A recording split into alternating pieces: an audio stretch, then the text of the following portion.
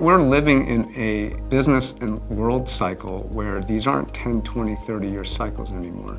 The innovation cycle and the speed of life, it's compressed.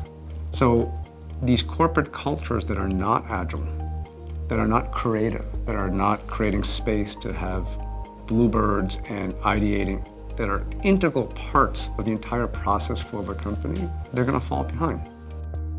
I think storytelling in business, in sovereign states, in parenting, in a family, and friendships, I mean, storytelling is the vertebrae that holds everything together. There's too much data, we all know, we're bombarded with everything. And so where does it go? It has to go within a narrative.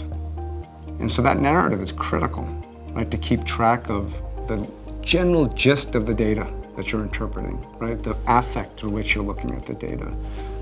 And so people have to be able to come in and out of a company, both as an employee and as a customer, and be very clear about what the narrative of the company is as a culture, what the problem it's trying to solve, and the product through which it's doing it. It has to be really evident. If you take this long educating people about why, it's too late.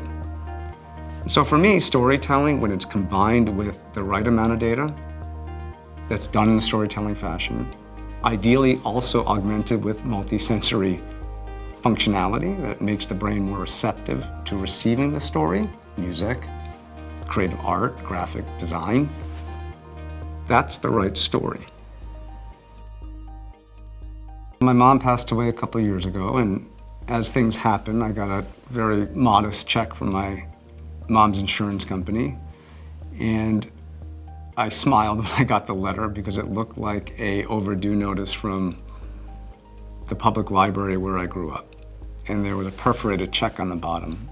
And my thinking was, hey, you know, why wouldn't that check be accompanied with a story that rose to that level? Why didn't it include a note from my mother? Why didn't it have a video from my mother?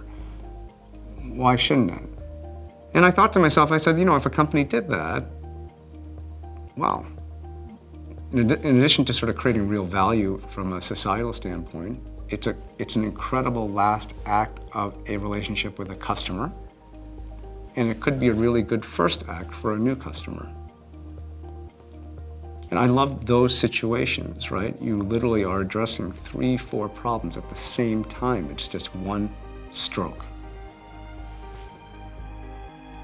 Things tend to sort of settle into their natural state, right? And we can do as best as we can, organizing our stuff in our closets and organizing our lives in the latest new app on our calendar. We can organize people in different seating arrangements and org charts and put boxes around them. But I don't think people are generally meant to be put in a box. And I think the great companies, we're learning that today with remote work and remote customers, and there are fancy words for it now, distributed workforce, right? Distributed decision making. I mean, you literally are making everyone a decision tree of herself.